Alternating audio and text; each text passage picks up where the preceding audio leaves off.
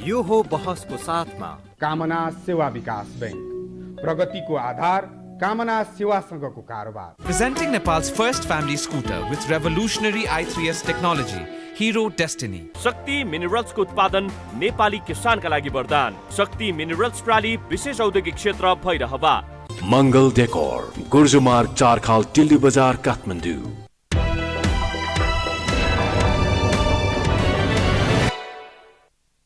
नमस्कार, यो बहसमा म यहाँहरूलाई हार्दिक स्वागत गर्दछु। जीवराम भण्डारी। आज यहाँहरू सामुने उपस्थित हुनुहुन्छ जितेन्द्र सोनल। उहाँ जनता समाजवादी पार्टीका नेता हुनुहुन्छ, पार्टीको केन्द्रीय कार्यकारिणी सदस्य पनि, पूर्व प्रदेश मन्त्री। उहाँसँग आज म पार्टीमा उहाँले महामन्त्रीको जिम्मेवारी पनि विगतमा सम्हालिसक्नु भएको त्यो अनुभव पनि रह्यो। उहाँसँग आज म समग्र विषय उठान गर्ने प्रयत्न गर्नेछु। समग्र यस मानेमा राष्ट्रिय राजनीतिक एउटा अवस्था छ। जनता समाजवादी पार्टीको अब भविष्य के रहन्छ?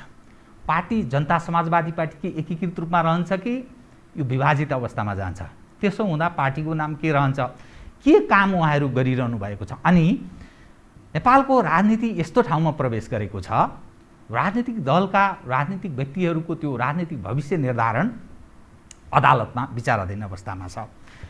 यो फैसला आउँदा एक पक्षलाई अलि लाभ हुन सक्ने, अर्को फैसला जाँदा अर्को पक्षलाई लाभ हुन सक्ने, त्यस्तो अवस्थामा जो प्रतिनिधि सभामा जसपाको 32 सांसदहरू हुनुहुन्छ केन्द्रमा, त्यो 32 मध्ये 20-12 को अवस्था छ। अर्थात् महन्त ठाकुरले नेतृत्व गरेको जसपामा 20 जना हिजोका दिनमा त्यस्तो देखियो।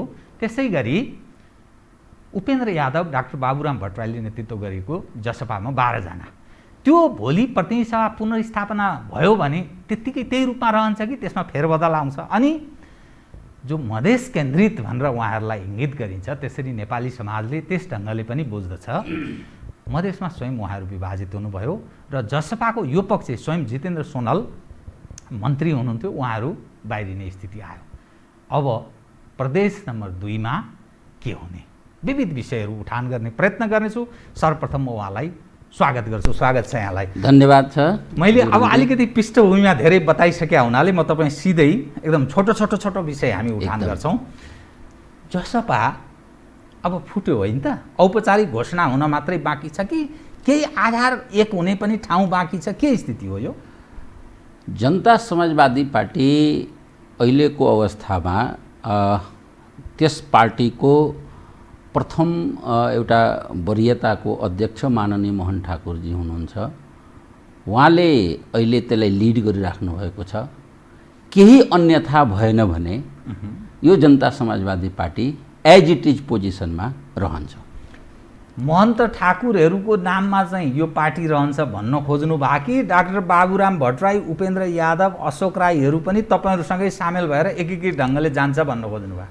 पार्टीको निर्णय जे हुन्छ त्यो पार्टी अनुशासन मान्ने सबै कार्यकर्ताको, सबै नेताको त्यो राजनीतिक एउटा धर्म हुन्छ र जे कुराहरू जसरी हामीले निर्णय प्रक्रियाहरू अगाडि बढाएका छौँ, समग्रमा जनता समाजवादी पार्टी रहन्छ र त्यसको निर्णय चाहे त्यो माननीय उपेन्द्र यादवजीले होस् अथवा डाक्टर बाबुराम भट्टराईजीले होस् अथवा जुन पनि एउटा सामान्य कार्यकर्तादेखि ठुलो नेतासम्म त्यो मान्नुपर्छ, रहनुपर्छ। उहाँहरू सुनिन्छ निर्वाचन आयोगमा त्यो आधिकारिक पार्टी हाम्रो हो भनेर दाबी गर्दै त्यहाँ निवेदन अस्ति दिएको छ। यो के स्थिति छ बताइदिनुहोस् त? निर्वाचन आयोगमा के काम भइरहेको छ? तपाईँहरू के प्रयत्न गरिरहनु भएको छ? 2077 साल पुसको 7 गते 9 महिना 7 गते हामीले एउटा बैठक बस्यौँ। त्यो बैठक बसेर कुनै पनि बैठक बस्छ, त्यो बैठकले एउटा आधिकारिक निर्णयहरू गर्छ। त्यसका धेरै निर्णयहरू भए।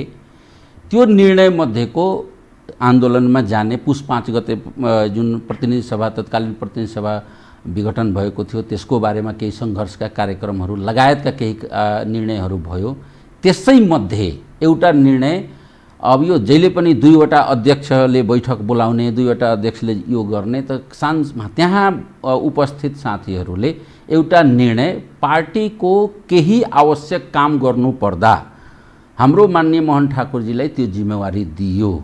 परिस्थिति पर्यो भने समितिहरूलाई तपाईँको हेरफेर गर्न समेतको अधिकार त्यहाँ दिएको देखिएको छ। विधान सम्मतै छ कि के छ? त्यो विधान पार्टीको जब बहुमत साथै निर्णय। जब 37-38 जना 51 जनामा 37-38 जनाको उपस्थिति छ, सबैजना सिग्नेचर गर्नुभएको छ र त्यहाँबाट कुनै निर्णय हुन्छ भने त्यो मान्य हुन्छ। यो केन्द्रीय कार्यकारिणी समितिले र त्यो अनुसार चाहिँ अहिले माननीय मोहन ठाकुरजीले त्यही अधिकारलाई प्रयोग गरेर ज्येष्ठको 3 गते एउटा निर्णय गर्नुभएको छ। केही कार्यकारिणीहरू हेरफेर गर्नुभएको छ। त्यो हेरफेर सहितको कार्यकारिणीको लिस्ट चाहिँ निर्वाचन आयोगमा बुझाइएको छ। अब त्यो त पछि गरेकोलाई निर्वाचन आयोगले वैधता दिन्छ त? पछि तपाईहरुको पक्ष सुनिन्छ, अल्पमतमा हुनुहुन्छ, संसदमा प्रतिनिधि सभामा तपाईहरुको वर्चस्व छ, बाहुल्यता छ, बहुमत छ, तर केन्द्रीय कार्यकारिणी समितिमा चाहिँ तपाईहरुको कमजोर जीवरामजी त्यसरी होइन। पार्टी जीवनमा के हुन्छ भने निर्णय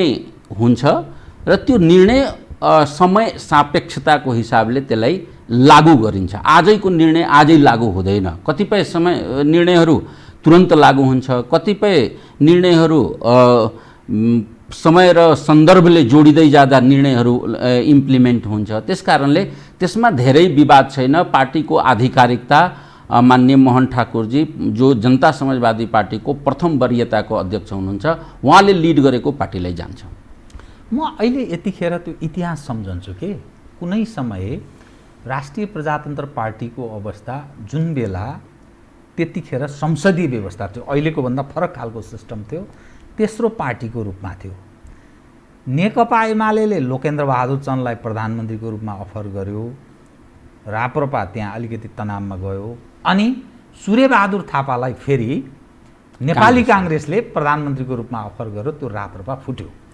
अब तपाईहरुको जुन अवस्था छ, तपाईहरु झन्नै तेस्रोमा प्रवेश गर्दै हुन्थ्यो, किन प्रचण्डजी उहाँहरु सम्मिलित तपाईहरुको हैसियत तेस्रोमा प्रवेश गरिसकेको थियो।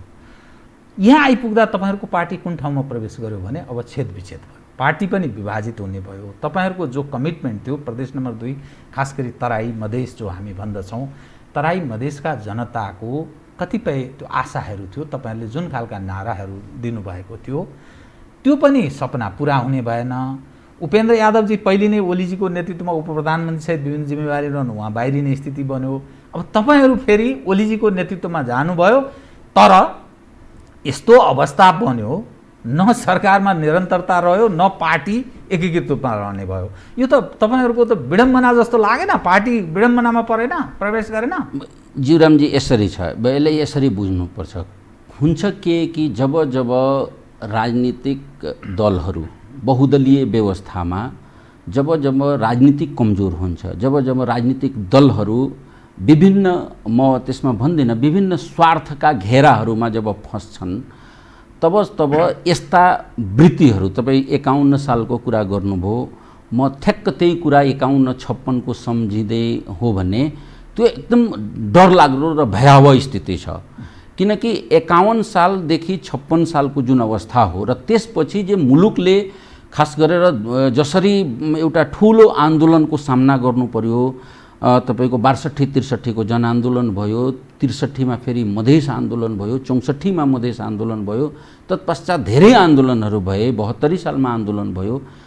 त्यो स्थितिले के गरेछ भने नेपाली जनतालाई, राजनीतिक दलहरूलाई सैद्धान्तिक कुरा गरौँ पहिले, के गरेछ भने तपाईको हामी त्यो मानसिकतामा जानु हुँदैन है। हामी 51 देखि 56 सालको जुन मानसिकता थियो, जुन वृत्ति थियो, जुन चरित्र थियो संसदको, जसरी त्यहाँका नेताहरूले यहाँका त्यसलाई उपभोग गरे, दुईटै उपभोग पनि उपयोग पनि, त्यसरी जानु हुँदैन। अहिले के भयो भने तपाईको लेटेस्ट 2074 सालमा चुनाव भयो, 3 तहको चुनाव भयो। एकचोटि सरसरी तपाईँ नजर हाल्नुहोस्, दुईवटा एलायन्स चुनावमा, एलायन्सको एउटा राजनीतिकमा एउटा फर्मुला हुँदो रहेछ, प्री पोस्ट एलायन्स चाहिँ, अनि चाहिँ पोस्ट पोल एलायन्स अनि प्री पोस्ट एलायन्स भन्छ त्यसलाई। निर्वाचन हुनुभन्दा अगाडिको एउटा राजनीतिक गठबन्धन, अर्को चाहिँ निर्वाचन पछाडिको राजनीतिक गठबन्धन। हाम्रो मुलुकमा 2 प्रकारको राजनीतिक गठबन्धन चुनावमा गयो। एउटा तत्कालीन राष्ट्रिय जनता पार्टी र समाजवादी पार्टी, उपेन्द्रजीले नेतृत्व गर्नुभएको पार्टी र माननीय मोहन ठाकुरजीले नेतृत्व गर्नुभएको दुईटै पार्टीको एलायन्स बन्यो। अर्को चाहिँ नेकपा एमाले अहिलेको प्रधानमन्त्री केपी शर्मा ओलीले नेतृत्व गरेको पार्टी र तपाईँको प्रचण्डजीले नेतृत्व गरेको नेकपा माओवादी केन्द्रको एलायन्स बन्यो। जनताले के गर्यो भने एलायन्सलाई मत दियो। यहाँ राजनीतिक कहाँ मिस्टेक त्रुटि कहाँ हुँदै गयो कि जनताले के मतको तपाईँले ठिक तरिकाले क्यालकुलेसन गर्ने हो भने हामीलाई पनि मत दियो। हामीले भनेको जनता समाजवादी पार्टी, राष्ट्रिय जनता पार्टी र तपाईँको समाजवादी पार्टीलाई पनि एलायन्सले मत दियो। हामीले यहाँ 34 सिट जितेर आयौँ सङ्घमा र त्यहाँ पनि हाम्रो 54-55 सिट जित्यौँ प्रदेशमा। प्रदेश नम्बर 2 मा हाम्रो सरकार बन्यो। ठिक्क त्यही कम्युनिस्ट पार्टीको एलायन्स बन्यो र कम्युनिस्ट पार्टीको एलायन्सलाई जनताले म्यान्डेट दियो, तपाईँहरू जानुस् केन्द्रमा कम्युनिस्ट पार्टीको सरकार बन्ने भयो, 5 वर्ष तपाईँहरू सरकार चलाउनुहोस्। प्रदेश नम्बर 2 मा मधेसवादी पार्टीको अथवा तत्कालीन यो दुईटा पार्टीको सरकार भयो, तपाईँहरू चलाउनुहोस्। भयो के हामी जानी अनजानेमा स्वार्थवश त्यो एलायन्सहरू ब्रेक भयो, केन्द्रमा ब्रेक भयो। म यो आज हेक्का गरेर ठोकेर भन्न चाहँदैन कि त्यो एलायन्स कसले तोड्यो, तर म्यान्डेटको अपमान भयो, जनताको म्यान्डेटको अपमान भयो। एमाले र जसरी माओवादी केन्द्र उनीहरूको एलायन्स टुट्यो, पछि एलायन्स भन्दा पनि उहाँहरू त पार्टी नै एकीकरण गर्नुभयो, तोड्नुभयो। त्यो जनताको म्यान्डेटको एक प्रकारले उहाँहरूले खेलवाड गर्नुभयो। अब त्यो विभाजन भइसके पछाडि हाउसको जुन प्रकारले वृत्ति र चरित्र जसरी आउन थाल्यो सामुने, त्यो भनेको त विकृति बाहेक त अरू केही हुँदैन। त्यो विकृति अब त म्यान्डेट भनेको कसैको त छैन। काङ्ग्रेसलाई त विपक्षमा बस्न म्यान्डेट दियो। जनता समाजवादी पार्टीले हामीले के भनेका थियौँ तत्कालीन, अहिलेको जनता समाजवादी पार्टी र तत्कालीन राजपा र सपाले के भनेका थियौँ भने हामी प्रदेश नम्बर 2 मा प्रदेशको जनताको समृद्धिको लागि काम गर्छौँ, प्रदेश नम्बर 2 को विकासको लागि काम गर्छौँ र हामीले उठान गरेका हाम्रा संविधान संशोधनदेखि मधेसी जनता, आदिवासी, दलित, महिला, मुस्लिम, जनजाति, थारू लगायतको जुन अधिकारविहीनताको अवस्था छ र अपूर्ण संविधान छ, त्यसले हामीले संविधान संशोधन गराउने सवालमा सङ्घीय पार्लियामेन्टमा, सङ्घीय संसदमा हामी त्यसको लागि भूमिका गर्छौँ र प्रदेशमा हामी एक प्रकारको भूमिका हुन्छ। तर भयो के आन्तरिक किचल्लोले गर्दा जुन म्यान्डेट थियो, जनताको जुन जनादेश थियो, त्यो जनादेश खण्डित बनाइयो। अब मेरो भनाइ यहाँ प्रश्न जीवरामजीसँग र मेरो एउटा सामान्य कुरा के छ भने कि जब त्यो म्यान्डेट खण्डित भयो त अब स्वाभाविक रूपले जुन समीकरण, जुन सङ्ख्या छ प्रतिनिधि सभामा, त्यसले त्यो सङ्ख्याले त कसैलाई अब त्यो बहुमत दिइरहेको छैन सरकार बनाउनको लागि। प्रधानमन्त्री केपी ओलीले सायद यहीलाई बुझेर कि अब यो फेरि यथास्थितिमा संसद रह्यो भने अब यो 51-56 बाहेकको खेल भन्दा अरू केही हुँदैन। 2 जना राति यता हुन्छन्, बिहान 2 जना उता हुन्छन्, दिउँसो फेरि अर्को ठाउँमा हुन्छन्। एउटै पार्टी चुनाव चिन्ह जितेको छ, अर्को छापमा, सूर्य छापमा अर्को पार्टीको सरकार बनाउनको लागि त्यहाँ गएको छ, अर्को पार्टी अर्को चुनाव चिन्हमा जितेको छ, अर्को चुनाव चिन्ह जितेको मान्छेले प्रधानमन्त्री बनाउन उसको घर दैलोमा भेडा बाख्रा जस्तो हुने भयो। त्यस कारणले जब म्यान्डेट अनुसार कुराहरू, विषयहरू संसद अगाडि बढेन भने सबभन्दा राम्रो विकल्प त्यसको ठिक थियो कि अब फेरि फ्रेस म्यान्डेटमा जाउँ न त। अब जनताले के भन्छ, यदि जनताले भन्यो फेरि कि होइन अब यो हाम्रो मुलुकमा तपाईँको एकल पार्टीले सरकार चलाउन सकिरहेको छैन, यो देशै त्यस्तो भएको छ भने अब त्यसपछि बन्ने संसद यदि 2 वा 2 भन्दा बढी या 3-4 कति दल हुन्छ, त्यसपछि भयो भने एक प्रकारले मुलुक अगाडि बढ्छ। होइन, यो हामीले बनायौँ सरकार, अमुक मान्छेले काम गर्न दिएन, अमुक मान्छेले यसरी गर्न दियो भनेपछि त्यसरी आउँदाको बखत पनि एक प्रकारको मलाई लाग्छ कि एक प्रकारको पोजिसन, एक प्रकारको सिचुएसन या परिस्थितिको निर्माण हुन्छ।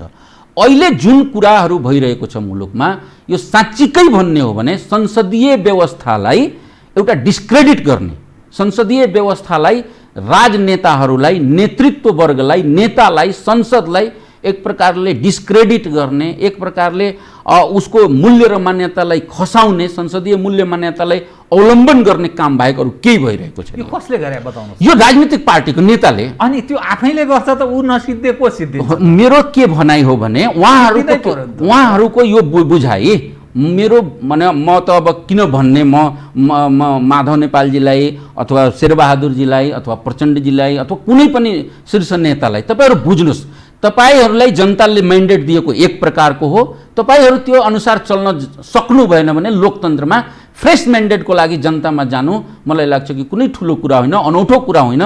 देश विदेश दुनियाँ जति पनि लोकतान्त्रिक मूल्य मान्यता बोकेका मुलुकहरू छन् यस्तो विषम परिस्थितिमा गएका छन् फ्रेस म्यान्डेटको लागि। जाउँ, जनताले जे म्यान्डेट दिन्छ त्यसअनुसार अगाडि बढौँला। तर कतिपय मानिसको बुझाइमा एक त प्रधानमन्त्री ओलीजीको कदम संविधान सम्मत भएन, एक नम्बर 2 यो जो चुनाव भनिराखिएको छ, चुनावका लागि यो कोभिड-19 को अप्ठ्यारो अवस्थामा चुनाव हुने वातावरण छैन, समाधान होइन यो भन्ने अर्को दृष्टिकोण।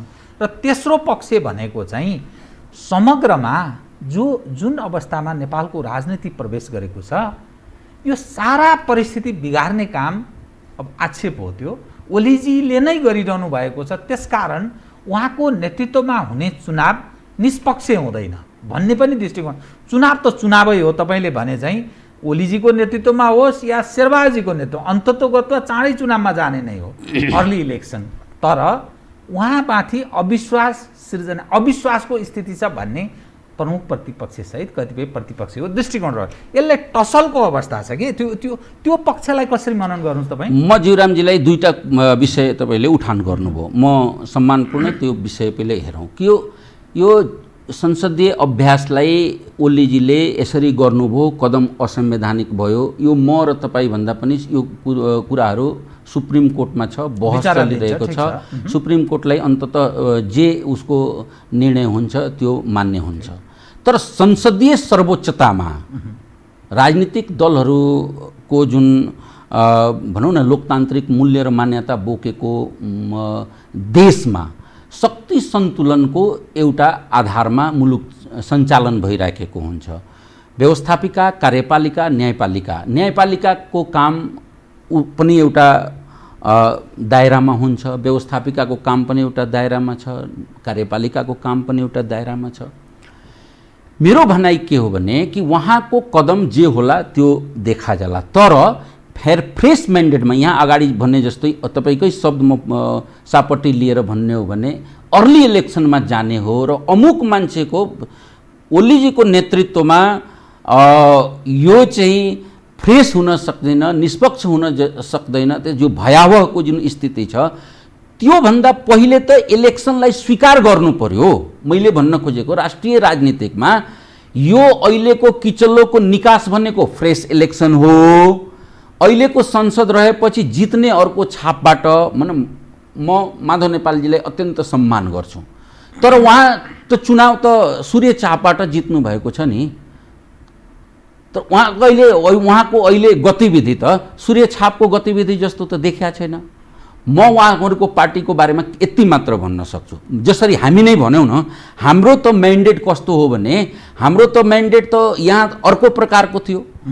उपेन्द्रजीले हामीसँग त सोधेर त सरकारमा त जानु भएन, उहाँ त हामीसँग सँगै एलायन्समा चुनाव लड्यौँ, चुनाव जितिसकेपछि ओलीमा जानुभयो। त यो के हो भने यो तमाम कुराहरू हेर्ने हो भने यो तमाम कुराहरूको राजनीतिक जुन विचार छ उसँग यसको तालमेल छैन, यसले विकृति नै निम्त्याउने हो अन्ततः। त यसको लागि पहिले राजनीतिक पार्टीहरूमा चुनावमा जाने एउटा सहमति हुनु पर्यो।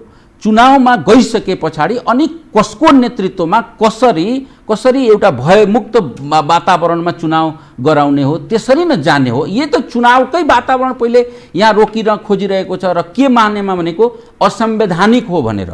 बाबा कसरी असंवैधानिक हो? जे असंवैधानिक थियो त्यो त सुप्रिम कोर्टले पुस 5 गतेको फैसलालाई त उसले आखिर उल्टाइदियो। त्यसपछि त मुलुक एक प्रकृतिले त बढ्न दिनु पर्थ्यो, त्यहाँ पनि बढ्न दिएन भनेपछि त खालि संसद यथास्थितिमा राखिराख्ने र रोज संसदलाई रोज नेतालाई गाली गलौज गरेर यो व्यवस्थालाई यो मूल्य मान्यतालाई नै एउटा अवमूल्यन गरेर डिस्क्रेडिट गरेर कसै न कसैको हितमा, मलाई थाहा छैन कसको हितमा काम भइरहेको छ, त्यसतिर चाहिँ हाम्रो सङ्केत हो। म अब कथम भन्ने विषयबाट प्रश्न उठान गर्छु है। सर्वोच्च अदालतमा विचाराधीन छ, एकदम ठिक। कथम प्रतिनिधि सभा पुनः स्थापना वा चुनावमा जाने भन्ने प्रधानमन्त्रीको जो प्रयत्न छ त्यसलाई सदर गर्ने, यो दुई मध्ये एउटा फैसला होला। तेस्रो पनि प्रयत्न छ काङ्ग्रेस जनको, सिधै शेरबहादुरजीलाई प्रधानमन्त्री घोषणा गरिदियोस् सर्वोच्च अदालतले भन्ने पनि छ। यी तीनमध्ये दोस्रो म कुरा गर्दैछु, पुनः स्थापना भयो भने तपाईहरूको जो 32 प्रतिनिधि सभाका सदस्यहरू हुनुहुन्छ नि केन्द्रमा, ती 32 मध्ये तपाईहरूसँग जो छ भनिएको छ 20 वा 21 को चर्चा हुन्छ, ती मानिस इन्ट्याक्ट त तपाईहरूसँग रहन्छन् अनि तपाईँहरूको पार्टी अन्ततोगत यो फुटको सङ्घारमा छ, घोषणा हुन मात्रै बाँकी छ भन्ने रूपमा म बुझ्दैछु। ओली र माधवजीको पनि अब मिलनको सम्भावना एकदम एक नदीका दुई किनारा जस्तो त्यस्तो देखा पर्दैछ। त्यस्तो स्थितिमा तपाईँहरूको चाहिँ अवस्था के रहन्छ बताउनु त? मैले भने कि हाम्रो पनि कुराहरू त विचाराधीनमा छ नि, निर्वाचन आयोगमा हाम्रो पनि कुराहरू गएको छ। तपाईँको बहुदलीय व्यवस्थामा दलहरू गठन, दलहरूको विभाजन, यसलाई पनि धेरै अस्वाभाविक लिनु हुँदैन, सामान्य रूपमा यो लिनुपर्छ। दलहरूको गठन, एकीकरण, विभाजन यो सामान्य कुरा हो, तर जुन परिवेशमा भइरहेको छ नि त्यो परिवेश चिन्ताजनक छ। म यति मात्र भन्छु। किन यो सिस्टममाथि खतरा हो? होइन, सिस्टम त अब हेर्नुहोस्, यो सिस्टममाथि यो एउटा नयाँ कुरा यहाँ चलाइँदैछ अहिले, हवा एउटा क्रिएट गरिँदैछ कि सिस्टममाथि खतरा। यो सिस्टममाथि कुनै खतरा कसैसँग छैन। नेपाली जनताले आफ्नो रगतको चाहिँ साटेर र शहीदहरूको बलिदानीबाट प्राप्त गरेको सङ्घीय लोकतान्त्रिक गणतन्त्रात्मक व्यवस्था हो।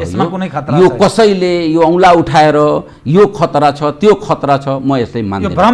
यो भ्रम सृजना मात्र हो। नेता चाहिँ खतरामा छन् भन्ने, नेता भन्दा पनि डिस्क्रेडिटको कुरा म बार यो कुरा किन भनिरहेको छु भने अवमूल्यन भयो भने नेताहरूको व्यक्तित्व, कुनै पनि नेताको, म सामान्य राजनीतिक कार्यकर्ताको भन्छु, नेता भन्दा त भन्छन् मान्छेहरू खालि ठुला नेताको कुरा भयो।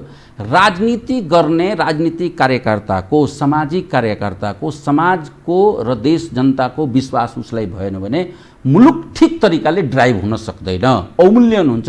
त्यति मात्र यसमा विषय हो। अब जहाँसम्म सवाल छ कि हाम्रो पार्टी एक रहन्छ, इन्टेक्ट हुन्छौँ, हामी 20 को मात्र कुरा नगरौँ त। म त भन्छु जनता समाजवादी पार्टी इन्टेक्ट रह्यो भने मोहन ठाकुरजीको नेतृत्वमा 32 जना मान्छे इन्टेक्ट हुनुपर्छ र 32 जना मान्छे एक ठाउँमा, यो प्रार्थना होइन। यदि 32 जना भएन भने बाँकी अरू जनाले अर्को पार्टी बनाउला, निर्वाचन आयोगले अर्को ठाउँ दिउला, उहाँहरू अर्को पार्टी बनाउनुहुन्छ, अर्को नेता चयन गर्नुहुन्छ, अर्को झन्डा ल्याउनुहुन्छ, अर्को छाप ल्याउनुहुन्छ। तर जनता समाजवादी पार्टी र 20 जना, न्यूनतम 20 जना जुन अहिले हामीले कुरा गरेका छौँ, त्यसमा कुनै यताउति तलमाथि छ। मूल समस्या उपेन्द्रजी, बाबुरामजीहरूसँगको के कारण तपाईँहरूको यो समस्या सिर्जना भयो? कि उहाँको पुरानो पृष्ठभूमि लेफ्ट पृष्ठभूमि भएको कारणले हो कि उपेन्द्रजी पनि पुरानो कम्युनिस्ट हो, बाबुरामजी पुरानो कम्युनिस्ट माओवादीको नेतै हुनुभयो उहाँ, अनि अशोक राईजी पनि हुनुहुन्छ पूर्व एमाले हो, त्यो कारणले समस्या भयो कि या तपाईहरूको पार्टीभित्र कतिपय मानिस भन्छन् सीमा पारीबाट खेलिदियो पनि भन्छन् के? अब यो सीमा पारी वारीको एउटा भूत हो। नेपाली राजनीतिकमा यो एउटा भूत छ। मेरो यो भूत छ, होइन यो भूत छ, यो भूत हो। यो यहाँ जे भए पनि सीमा पारीबाट अस्ति 5 जना प्रधानमन्त्रीजीले पनि एउटा भूत आयो कहाँबाट उहाँहरूले दिउँसै सपना देख्नुभयो। ठिक छ, मेरो त्यसमा म धेरै जाँदैन। मेरो के भनाइ हो भने एक त जसरी यो पार्टी एकीकरण भयो, खास गरेर जनता समाजवादी पार्टी, त्यति हतारमा पार्टी एकीकरण हुनु हुँदैन थियो। पहिले गलत भयो। अच्छा, एकदम म त्यही आउन चाहन्छु। म एलायन्सको कुरा पहिले गरिसकेको छु। एलायन्ससम्म त एउटा ठिकै थियो।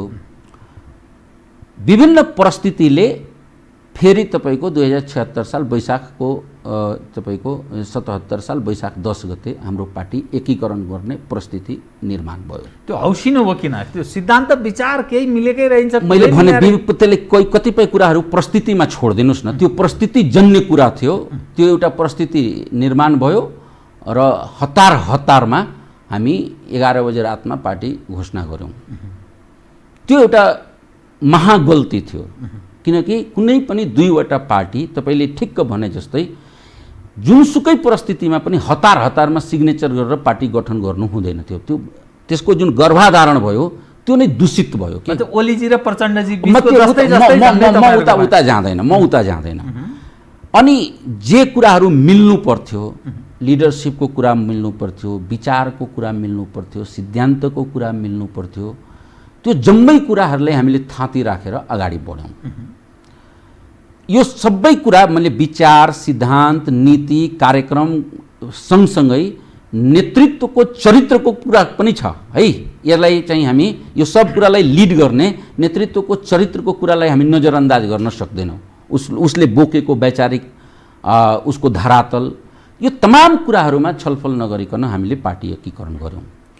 पार्टी एकीकरण गरिसकेपछि दर्जनौँ पटक हाम्रो बिचमा यो सबै कुराहरूमा छलफल भयो। तर पार्टी एकीकरणको जुन मूल स्पिरिट हुन्छ त्यसमा कहिले पनि हामी चाहिँ पुग्न सकेनौँ। पार्टी बनिसक्यो, आफ्ना पार्टीका पुराना पार्टीका लिगेसीको मिटिङहरू भइरहेको छ, भेलाहरू भइरहेका छन्, आफ्ना कुराहरू भइरहेको छन्, एउटा सहमति हुन सकिरहेको छैन। त्यसले के देखाइदिएको थियो भने कि यो सायद हत्तरपत्तरमा गरेको काम हो, यसको लामो छैन जस्तो पनि देखिया थियो कतै न कतै। यतातिरको विकसित घटनाक्रम जसरी भयो, खास गरेर तपाईको प्रदेश नम्बर 5 को सुरुवात यहीँबाट गरौँ न। प्रदेश नम्बर 5 मा हाम्रा केही प्रदेश सभा सदस्यहरू मन्त्री हुनुभयो। त्यो मन्त्री भइसके पछाडि उपेन्द्र यादवजीले एकतर्फी रूपमा कारबाही अगाडि बढाउनु भयो। जबकि पार्टी थियो लुम्बिनी प्रदेशको 5 नम्बर प्रदेशको कुरा गर्दैछु, त्यही लुम्बिनी प्रदेशको, जबकि पार्टी थियो, उहाँको निरन्तर माननीय मोहन ठाकुरजीसँग संवाद भइरहेको थियो। त्यो केन्द्रीय कमिटीको निर्णय थिएन, केन्द्रीय कमिटीमा कतै छलफल भयो, कार्यकारिणी समितिमा कतै छलफल भएको थिएन र हत्तरपत्तर हामीले के गर्यौँ भने कारबाहीमा गयौँ। त्यो एउटा कतै न कतै एउटा के भन्यो भने डिफ्रेन्सेसहरू विभाजनको एउटा आधार बन्यो। अनि त्यहाँ मान्छेहरू फेरि आए, कुराहरू भयो कि बाबा यो त छलफलै भएको छैन, अनि कसरी एउटा त्यो मान्छेहरूले कारबाहीमा गऱ्यौँ। अन्ततः त्यो सुप्रिम कोर्टमा गयो, त्यो सुप्रिम कोर्टले त्यो कारबाहीलाई अमान्य गरिदियो। यतातिर अब आएर हेरौँ, 2000 यो वैशाखको 27 गते भोट भयो होइन, वैशाखको 27 गते प्रतिनिधि सभामा प्रधानमन्त्रीले म विश्वासको मत लिन्छु भने संवैधानिक आधार अनुसार उहाँले त्यो कुराहरू ल्याउनु भयो। जसपामा कसले कहाँ मत दिने भन्ने कुरा निरपेक्ष छोडियो। ल यो कुरा हामी निर्णय गर्न सकेनौँ अथवा के निर्णयमा पुग्यौँ भने हामी जसले जहाँ मन लाग्छ न्युट्रल बस्न पनि हुन्छ, पक्षमा मतदान गरे पनि भयो, विपक्षमा मतदान गर्नु पनि भयो, हामीले खुला छोड्यौँ। पार्टी ठुलो सङ्कटमा फसिसकेको थियो भन्ने तपाईहरुले बुझिसक्नु भएको थियो, विवादित छौं हामी भन्ने अर्थ लाग्यो। तर एउटा कुरा के थियो भने सामान्य समझदारी माननीय उपेन्द्रजीमा र माननीय मोहन ठाकुरजीमा कि कमसेकम हामी न्युट्रल बसौँ, तटस्थवाद बसौँ। माननीय मोहन ठाकुरजीले हाउसमा भन्नुभयो हाम्रो लागि सबै एकै प्रकारका कुराहरू छन्, त्यसकारणले हामीले कसलाई समर्थन र कसलाई विरोध भन्दा हामी तटस्थवादमा छौँ। तर उपेन्द्रजीले त्यो कुरालाई पनि उल्लङ्घन गरेर मतदानै विपक्षमा गर्नुभयो। मतदान विपक्षमा गर्नुभयो, त्यहाँसम्म पनि केही कुरा छैन। 2 घण्टा नबित्दै उहाँहरू विपक्षी मोर्चामा गएर प्रधानमन्त्री शेरबहादुरजीलाई प्रधानमन्त्री बनाउने हिसाबले एउटा हस्ताक्षर गर्नुभयो। त्यसमा शेरबहादुरजी, त्यसमा हाम्रो प्रचण्डजी, माधवजी, उपेन्द्रजी र हाम्रो दुर्गा पौडेल राष्ट्रिय जनमोर्चाको। मैले त्यो भन्न खोजेको भने त्यो म्यान्डेट त कुनै बैठकबाट थिएन नि उपेन्द्रजीलाई।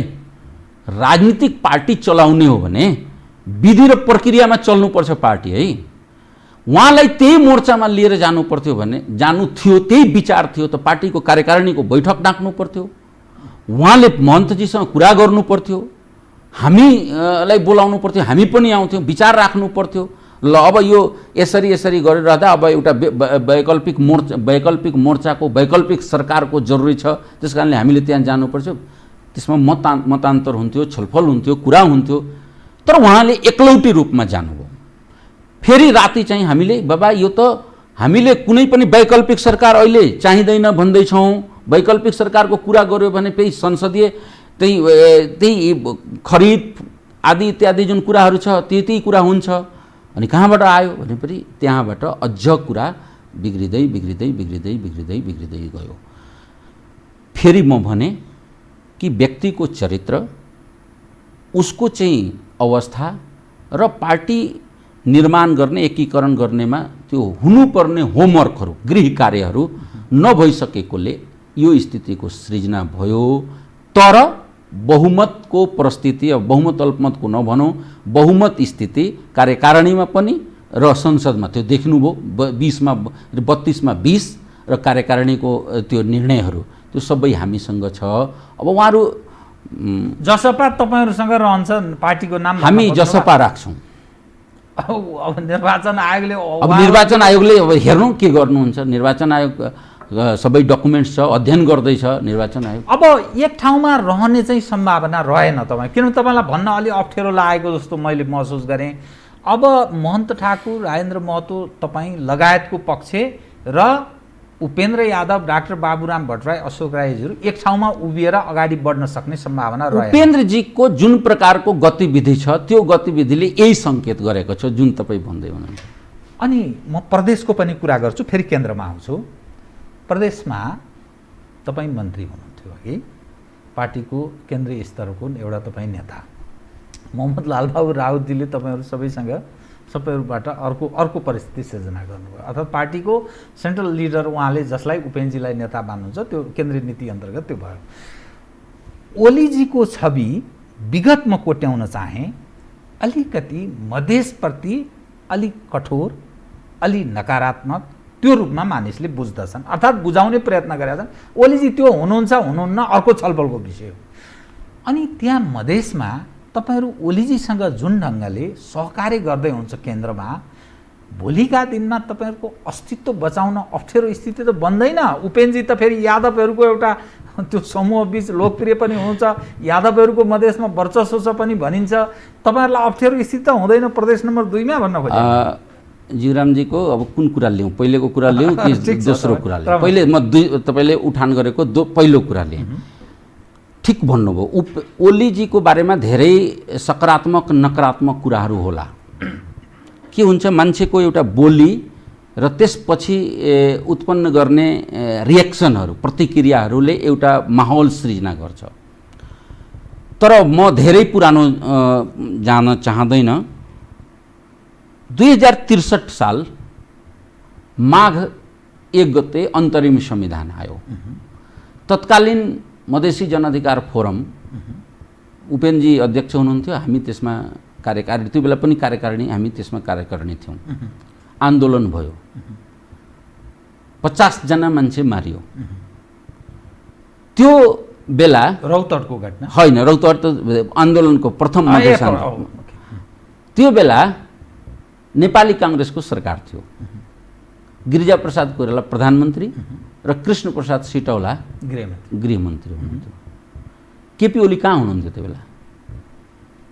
मधेसमा मान्छे मार्ने काम, आन्दोलनकारी मार्ने काम, नेता थुन्ने काम, मुद्दा चलाउने काम, जनता दुख दिने काम कसले गर्यो? काङ्ग्रेसले गर्यो भन्नु खोज्नु होइन, मैले त्यो भनेको होइन, त्यो बेलाको। त्यसपछि तपाईँको मधेस आन्दोलन दोस्रो भयो। 2064 साल फागुन 1 गतेदेखि सुरु भयो। पोजिसन त्यही थियो। उही गिरिजाबाबु प्रधानमन्त्री, कृष्ण सिटौला गृहमन्त्री। त्यो बेला पनि मान्छेहरू मारिए। त्यो बेला संयुक्त लोकतान्त्रिक मधेसी जनअधिकार फोरम अब एउटा पार्टीको रूपमा भइसकेको थियो। त्यसबेला 3वटा पार्टी, म भन्दैछु यो इतिहासको कुरा। तत्कालीन तराई मधेस लोकतान्त्रिक पार्टी, महन्त ठाकुरजीले नेतृत्व गरेको, राजेन्द्र महतोले नेतृत्व गरेको सद्भावना पार्टी र तिनीहरूले को बीचमा बनेको संयुक्त लोकतान्त्रिक मधेसी मोर्चा बीच गिरिजाप्रसाद कोइरालासँग 8 सूत्री सहमति भयो, प्रथम संविधान सभा भयो। फेरि तपाईँको 2072 सालमा आन्दोलन भयो। 64 सालमा चुनाव भइसकेपछि 70 सालमा त हामी के गर्यौँ, उपेन्द्रजीले के गर्नुभयो, त्यो पनि थोरै इतिहासहरू छन्, त्यो कुरा गर्न सकिन्छ। त्यो बेला पनि हामीले चुनावमा आयौँ, मोर्चा बनाएर चुनावमा गयौँ, तर मोर्चा चुनाव आइसके पछाडि सद्भावना पार्टी र तमलोपा विपक्षमा बस्यो र उपेन्द्रजी त्यो बेला पनि 54 सिट जितेको मान्छे त्यो बेला पनि हत्तर-पत्तर गएर तपाईँको प्रचण्डसँग सरकारमा जानुभयो, उपलब्धि केही हात लागेन। हामीले रामराजा प्रसाद सिंहलाई राष्ट्रपति बनाउन खोजेको थियो, संयुक्त लोकतान्त्रिक मोर्चाको संयुक्त उम्मेदवार हुनुहुन्थ्यो, रातारात उपेन्द्रजी गएर त्यो डाक्टर रामवरणजीलाई सहमति गर्नुभयो, त्यो पनि कुनै छलफल भएको थिएन। यो मैले त्यसै कारणले व्यक्तिको चरित्रको कुरा गरेँ, म व्यक्तिको चरित्र र आचरणले कतै न कतै प्रभाव पारिराखेको हुन्छ राजनीतिकमा भनेपछि अब 2072 सालमा फेरि कुरा गरौँ, संविधान घोषणा गर्ने बखत जुन बेला सबभन्दा ठुलो आन्दोलन भयो, त्यो बेला सबभन्दा ठुलो, त्यो बेला पनि छतबिछत भए, त्यो बेला पनि नेपाली काङ्ग्रेसको सुशील कोइराला प्रधानमन्त्री हुनुहुन्थ्यो। मलाई बताउनुहोस् त, अमुक मान्छे ओलीजीकै कुरा, बोली खराब छ, परिस्थिति उहाँले के बोल्नुहुन्छ, तर क्षति कसको नेतृत्वमा भएको छ, मान्छे शहीद कसको नेतृत्वमा बढी भएको छ, मान्छे कसको नेतृत्वमा बढी मारिएको छ, त्यसको लेखाजोखा नगर्ने, त्यसको लेखाजोखा गर्नुपर्छ। यसको मतलब के हो बताउनुहोस् त? ओली भन्दा अरू कठोर छन्, नकारात्मक छन्, काङ्ग्रेस बडो कठोर छ भन्ने अर्थ लाग्यो कि अथवा केन्द्रको सरकार जहिले पनि तराई उपर मधेस उपर नकारात्मक त कठोर छ, केही अधिकार दिन चाहँदैन, दबाउन चाहन्छ? हो, अहिले पनि त हामीले कुरा गर्यौँ नि, रेशम चौधरी लगायत मधेसको सवालमा त धेरैचोटि कुरा भयो नि, तर काङ्ग्रेस कुरा सुन्न तयार छैन। ओलीजीले, म भन्छु कि म एउटा कुरा म प्रष्टताका साथ नेपाली मधेसी जनताका सामने राख्न चाहन्छु। कृपया के भन्नु त? म के भन्न चाहन्छु, 2064 सालदेखि र अहिलेसम्म, अहिले म तपाईँसँग कुरा गरिरहँदा अहिले 2078 सालसम्म मात्रा कमी होला बढी होला, सबै सरकारमा मधेसका मान्छेहरू विभिन्न पार्टीमा, तत्कालीन मधेसी जनअधिकार फोरम, तमलोपा पनि, सद्भावना पनि, विभिन्न तहका मान्छेहरू सरकारमा गए, तर एउटा सार्वजनिक अपराधको मुद्दा पनि हामीले फिर्ता गराउन सक्यौँ? कोही नेता भन्नुहोस् त, कोही पार्टी भन्नुहोस् त, कोही सरकार भन्नुहोस् त, सबै मन्त्रीहरू भए, प्रचण्डको नेतृत्वमा हामी सरकारमा गयौँ, कुनै न कुनै पार्टी गयो, त्यसपछि माधवजी नेपालजीको नेतृत्वमा हामीले गयौँ, कुनै न कुनै पार्टी गयो, तर हामीले एउटा हाम्रो कार्यकर्तामाथि लागेको एउटा सार्वजनिक अपराधको मुद्दा पनि हामीले फिर्ता गराउन सकेनौँ। आज 120 वटा मुद्दा फिर्ता भएको छ। आज अध्यादेश आएको छ नागरिकताको सवालमा, त्यो त गयो, अध्यादेश त आयो गयो, त्यो फेरि अर्को कुरा म भन्दैछु, त्यो त अदालतको बारेमा धेरै कुराहरू भन्नुपर्ने छ, त्यो कुरा गरौँला पछि। नियतको कुरा गर्दैछौँ, कोहीले त नियति बस त्यसमा छुन पनि चाहेन, म त्यो भन्न चाहन्छु। अदालतले त्यो कुरा अलि उदार, ओलीजी नै बरु उदार देखिनुभयो। मैले भने कोही मुखबाट मिठा कुरा गरे, व्यवहारमा गरेनन् कुनै पनि काम, कोही मुखबाट अलिकति कडा करे तर व्यवहारमा काम गरे, यो कुरालाई त हामीले आत्मसात गर्नुपर्छ नि। के त आगामी चुनावसम्म तपाईँहरू ओलीजीसँग सहकार्य, सहयात्रा, चुनावी तालमेल तराईमा एमालेसँग हुन्छ? अब यो विषय अलि धेरै अर्ली हुन्छ, धेरै अर्ली हुन्छ। अहिले त मुलुकलाई पहिले हामी यो जुन एउटा सङ्कट छ त्यो सङ्कटबाट पहिले बाहिर निकालौँ। यो भुमरीबाट, अदालतको भुमरी, निर्वाचन आयोगको भुमरी, अल्पमत बहुमतको भुमरी, पार्टी विभाजनहरूको भुमरी, आरोप प्रत्यारोपको भुमरी, यिनीबाट पहिले मुलुकलाई उभो लगाऊँ, एक ठाउँमा ल्याऊँ, राष्ट्रिय सहमति गरौँ।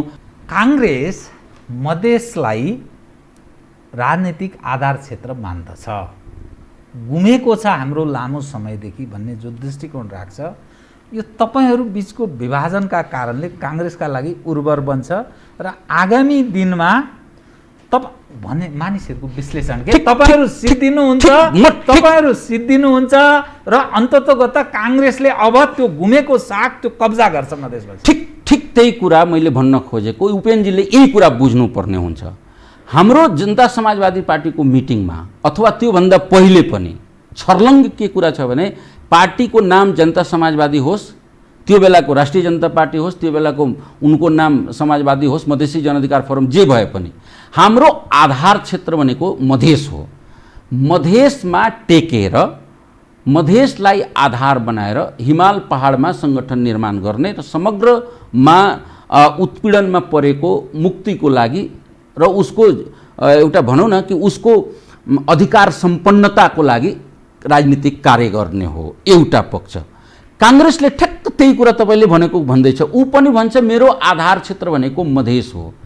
अब एउटा मधेस दुईवटा पार्टीको आधार क्षेत्र रह्यो भने त्यो नेता जो आफूलाई मेरो आधार क्षेत्र मधेस हो भनेर राजनीति गर्दैछ, उसको मुक्तिको लागि, उसको अधिकारको लागि, उसको खुशहालीको लागि, त्यहाँको विकास र समृद्धिको लागि काम गर्दैछ भने यो कुरा मलाई लाग्छ कि विरोधाभास हुन सक्छ।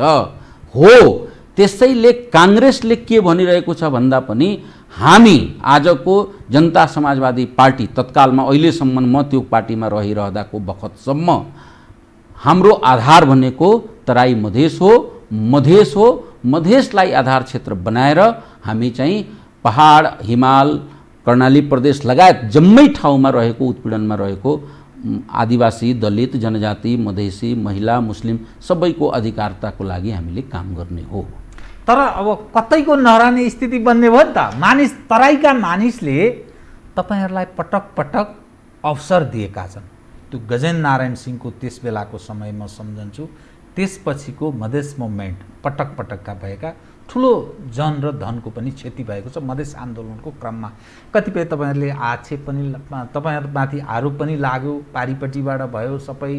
कतिपय मधेस केन्द्रित दलका नेतृत्व पङ्क्तिका मानिसहरू उप कुनै कुरा भयो भने दिल्लीलाई पनि झलस्स सम्झन्छन्। फेरि त्यो सिंहदरबारको मानसिकता या यथार्थ जे भन्नु त्यो म आफ्नो तर्फबाट भन्दिनँ। त्यो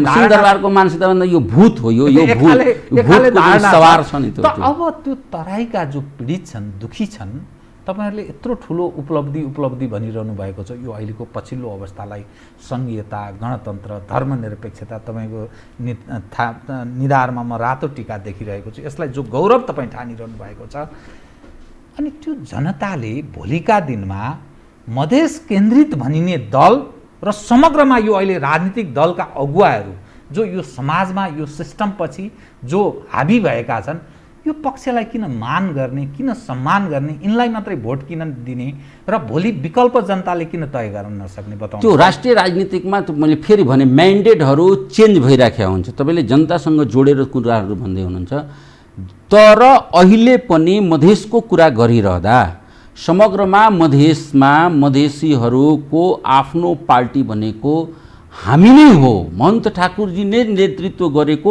एउटा भान मधेसी जनतामा के छ अहिले पनि। मोहनजी यति बिस्तारै पिएमसँग नजिक भए पनि, पार्टी सरकारमा नलगे पनि यति धेरै काम गराउन सक्नुभयो। कोही मान्छे त त्यो क्याबिनेटमा, केपी ओलीजीको क्याबिनेटमा पनि उप प्रधानमन्त्री बसे, प्रचण्डको क्याबिनेटमा पनि मन्त्री बसे, झलनाथको क्याबिनेटमा पनि मान्छेहरू बसे, माधव नेपालको क्याबिनेटमा पनि बसे। तर मैले फेरि भने कि एउटा सार्वजनिक अपराधको मुद्दा समेत फिर्ता गराउन सकेन, एउटा कुनै काम हुन सकेन, कुनै परिस्थिति निर्माण अगाडि बढ्न सकेन भनेपछि त यो एउटा कतै न कतै त्यहाँको बुद्धिजीवीहरूको, त्यहाँको आम नागरिक समुदायको मनमा कतै न कतै यो कुराहरू बसिरहेको छ। त्यसकारणले मत दिनुभन्दा, मत त हेर्नुहोस् न, मतको त धेरै कुराहरू हुन्छ। मतमा गयो भने हाम्रो समयले अहिले भ्याउँदैन। मान्छेको लगाव र मान्छेको जुडाव, त्यो लगाव, त्यो जुन अहिलेको एउटा सहानुभूति छ, जुडाव छ, लगाव छ, त्यो हामीसँग छ। अरू मान्छेलाई, अरू पार्टीलाई फेरि त्यसै अनुरूपको विश्वास चाहिँ मधेसी जनताको छैन, एउटा कुरा। अर्को कुरा, जातीय बहम मधेसमा कसैलाई नहोस्। तपाईँको मुखबाट अहिले एउटा शब्द निस्क्यो अहिले, लगभग 55 जातिका मान्छेहरू मधेसमा बस्छन्। कुनै पनि अमुक जातिको मधेसमा सिंगल मेजोरिटी छैन। तर यादवहरू ठुलो होल्ड छैन, दलित छन् सबभन्दा बढी। नै कसले भन्यो तपाईँलाई? म डाटा मसँग छ। सबभन्दा बढी जनसङ्ख्या मधेसमा 2 नम्बर प्रदेशमा दलितको छ। जो दलितको अवस्था तपाईँ र हामी अहिले विश्लेषण गर्न थाल्यो भने ठुलो एउटा समय त्यसमा खर्चिनुपर्ने हुन्छ र त्यो दलित अहिले कहाँ छन्, त्यो दलितको प्रतिनिधिहरू कहाँ छन्, त्यो दलितको मनोविज्ञान कहाँ छ, त्यो दलितको भावना कहाँ जुटेको छ भने त्यो हामीसँग जुटेको छ। मुस्लिमको प्रतिनिधित्व छ, यादवको पनि प्रतिनिधित्व छ, गैर यादवमा वैश्यहरूको प्रतिनिधित्व छ, कोइरीको प्रतिनिधित्व छ, कुर्मीको, मैले 52 जात 55 जातिको कुराहरू मैले भने। त्यस कारणले यो समग्रमा मधेसमा यो जुन एउटा जातीय हिसाबले जुन कुराहरू अगाडि बढाउन खोजिँदैछ यसले कतै न कतै मधेसलाई ड्यामेज गर्छ र समग्र देशलाई नै ड्यामेज गर्छ। त्यस कारणले जातीय कुराहरू छैन। समग्रमा 55वटा जुन 56वटा जुन मैले अघि जुन भने त्यो नि मधेसी हुन् र त्यसमा उनीहरूले आफ्नो मुक्तिको लागि, आफ्नो अधिकारको लागि, आफ्नो क्षेत्रको विकासको लागि, समृद्धिको लागि एकजुट भएर आफ्नो प्रतिनिधि पात्रहरूको खोजी गर्ने, आफ्नो राजनीतिक दल निर्माण गर्ने र त्यो विभिन्न चरणहरूमा देखिएको छ। त कहिले गजेन्द्रनारायण सिंह रहँदाको बखतमा उनका नेता, हाम्रा नेता गजेन्द्रनारायण सिंहदेखि अहिले मोहन ठाकुरसम्म उहाँहरूले प्रतिनिधि पात्र बनाएर नेतृत्व चयन गरेर आफ्नो लगाव जुडाव राखिराख्नु भएको छ। इन्ट्याक्ट रहन्छ मधेसका जन चाहिँ मधेस केन्द्रित भनिने दलमा इन्ट्याक्ट रहन्छन् भन्ने देखिएको छ नि। म तपाईँसँग ठिक कार्यक्रमको मसँग समय धेर भएन कि महन्तजी विगतमा काङ्ग्रेसबाट आउनु भएको, उपेनजी विगतको वामपन्थी, बाबुरामजी विगतको माओवादी, अशोक राईजी विगतको एमाले, अनि कतिपय तपाईँका पार्टीकै नेतृत्व पङ्क्तिका मानिसहरू शर्मिला शुक्लाजी भन्नुहोस् अथवा अरू भन्नुहोस् राप्रपाबाट आउनुभयो। त यी जो व्यक्ति तपाईँहरू मधेस जो मधेस भनिरहनु भएको छ त्यो समग्रमा अब मैले राजेन्द्र महतोजीलाई किन भने गजेन्द्र नारायण सिंहहरूकै नेतृत्वमा उहाँहरू, अनिल झाजीहरू, विभिन्न व्यक्तिहरू रहनुभयो। त जो मधेस तपाईँहरू भनिरहनु भएको छ यो अवसरवादीहरूको यो झुन्ड जस्तो त देखिएन भने यसलाई चित्त नदुखाउनुहोस्। जो मानिस आफ्नो विचार विवेक बारम्बार जो एकबाट अर्कोमा जम्प गर्छ त्यो मानिसलाई कसरी सैद्धान्तिक भन्ने बताउनुहोस् त। परिस्थिति राजनीतिकमा मान्छेहरूलाई के हुन्छ भने कुन बेलाको परिस्थितिले के भन्छ ठिक हो। मधेसको कुरा म गजेन्द्र बाबुले त उठान गर्नुभयो साङ्गठनिक रूपमा, तर मधेसको कुरा त 2007 सालदेखि 9 सालदेखि उठ्दै आएको हो। तत्कालीन वेदानन्द झादेखि रामजन्म तिवारी हुँदै अब यहाँसम्म आइपुग्यो। यसको जमात तपाईँले भनेको कुरा म एउटा बिचमा खाली राखिदिएँ। ठुलो सङ्गठन नहुँदाको बखतमा जुन ठुला पार्टीहरूको सङ्गठन हुन्छ मान्छेहरूको आबद्धता त्यही हुन्छ। देशमा लगभग मल्टी पार्टी सिस्टम भने पनि यसलाई बहुत गम्भीरताका साथ मलाई लाग्छ कि बुझ्नुपर्ने हुन्छ। देश बहुदलीय व्यवस्था भए पनि लगभग 2 पार्टी सिस्टममा थियो, एकचोटि काङ्ग्रेस, अर्कोतिर चाहिँ कम्युनिस्टहरू। लिडरहरू त्यो बेला 46 सालपछि न पार्टीको कुरा आयो। त्योभन्दा त त्यो पार्टीभन्दा पनि एउटा प्रजातान्त्रिक आन्दोलनमा मान्छेहरू होमिएका थिए। हामी विद्यार्थी थियौँ, पार्टी थिएन, हामी प्रजातान्त्रिक आन्दोलनमा देश मुलुकमा प्रजातन्त्र स्थापित हुनुपर्छ भन्ने लागेका हौँ। पार्टी बन्यो, उपेनजीहरू वामपन्थीतिर जानुभयो, कम्युनिस्ट पार्टीमा जानुभयो। महन्तजीको लिगेसी सुरुदेखि काङ्ग्रेसमै थियो, नेभी सङ्घको उहाँ सभापति भएर काम गरेको मान्छे हो जनकपुर आरआर कलेजमा। तर जब साङ्गठनिक रूपमा 46 सालपछि गजेन्द्र नारायण सिंहले सद्भावना पार्टीको चाहिँ गठन गरेर मुलुक त्यो मुद्दालाई अगाडि बढाउँदै जाँदा पछि यो मुद्दाको आवश्यकता चाहिँ बोध भएर मान्छेहरू अब लिडर त तुरन्त अब म जस्तो म त कुनै पार्टीमा अहिलेसम्म भोट दिएको छैन सिवाय मधेसवादी। मेरो उमेरले म 52-53 वर्षको मान्छे। मैले के भन्न चाहेको भने त्यो अब यो कुराहरू पनि समाप्त हुन्छ। अबको आउने जेनेरेसन ऊ एमालेबाट अथवा कम्युनिस्टबाट अथवा भनौँ न काङ्ग्रेसबाट आएको हुँदैन, अब मधेसवादको प्रोडक्ट हुन्छ त्यो। तर जबसम्म त्यो रहँदैन त मान्छेहरू, महन्तजीले त परिस्थिति हेर्नुभयो कि मधेसमा आन्दोलन भयो ठुलो, सैकडौँ मान्छेहरू शहादत भए, मुद्दा यति ठुलो छ, नेतृत्व छैन, यसलाई लिड गर्ने मान्छे छैन भनेपछि उहाँहरूले विचार बनाएर होइन यसलाई त नेतृत्व दिनु पर्यो, समस्या छ यहाँ, यो पीडा छ मान्छेहरू अहिलेको 21वीं शताब्दीको पीडामा हामीले आन्तरिक औपनिवेशीकरणबाट मुक्त हुन सकेको छैन, हाम्रो जीवन औपनिवेशिक जिन्दगी भन्दा पनि बदतर अवस्थामा छ भनेर विचार गरेर तटस्थताका साथ आउनुभयो र अहिलेसम्म समर्पित भावले काम गर्दै त्यसकारण अन्य नेतृत्व गर्न आउनुभयो। अब तपाईँसँग नि मसँग समय भएन, त्यो रोडा गिटी जुन निर्यातको कुरा छ नि त्यो मधेस केन्द्रित पक्षहरू तपाईँहरू कसरी हेर्नु भएको छ? साँचो कुरा त यहाँ त देशमा कस्तो छ भने स्वाभाविक रूपले हो त्योसँग लगेर गिटी ढुङ्गा बालुवासँग लगेर रेभिन्यूसँग जोडियो होइन, ट्याक्ससँग जोडियो, मरुभूमिकरण चुरेसँग त्यसलाई जोड्नु पर्ने हुन्छ। जबसम्म चुरेको संरक्षण हुँदैन तबसम्म मधेसलाई हामीले मरुभूमिकरणबाट बचाउन सक्दैनौँ। त्यो निर्णय ठिक छैन। त्यो निर्णय भनेको जसरी सरकारले त्यसलाई प्रस्तुत गर्यो या त प्रस्तुतिमा त्रुटि छ कतै न कतै, किनकि हामीले त्यसलाई व्यवस्थापन त गर्नुपर्ने हुन्छ। अहिले मधेसमा जानुहुन्छ तपाईँ हाइवेमा जानुहोस्, कुनै पनि नदी अब नदी जस्तो छैन, त्यो सब तपाईँको पुलसम्म आइसक्यो, सब रोडसम्म आइसक्यो। त्यसको कतै न कतै कसरी न कसरी एउटा वैज्ञानिक रूपले व्यवस्थापन गर्नुपर्छ। तर त्यो अनियन्त्रित खोलाको चाहिँ त्यो खन्ने, चुरेमा अनियन्त्रित बस्ती विकास गर्ने, चुरेमा बाटो पुर्याउने, चुरेमा बिजुली पुर्याउने, खानेपानी पुर्याउने, जथाभावी बस्ती विकास गर्ने हो भने यसको खामियाजा त्यो मधेसले उठाउनु पर्ने हुन्छ। त्यसकारणले त्यसलाई अविलम्ब रोक्नुपर्छ, त्यो गलत हो। तर त्यहाँ जुन अहिले समस्या छ त्यसको वैज्ञानिक समाधान निकाल्नुपर्छ। हस्, धन्यवाद तपाईँलाई।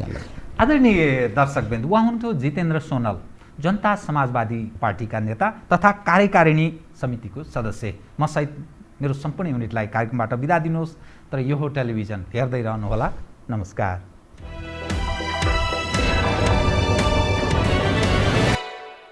यो हो बहसको साथमा कामना सेवा विकास बैंक, प्रगतिको आधार कामना सेवासँगको कारोबार। Presenting Nepal's first family scooter with revolutionary i3S technology, Hero Destiny. शक्ति मिनरल्सको उत्पादन नेपाली किसानका लागि वरदान। शक्ति मिनरल्स प्राली विशेष औद्योगिक क्षेत्र भैरहवा। मङ्गल डेकोर, गुर्जुमार्ग 4 खाल टिल्ली बजार काठमाडौँ।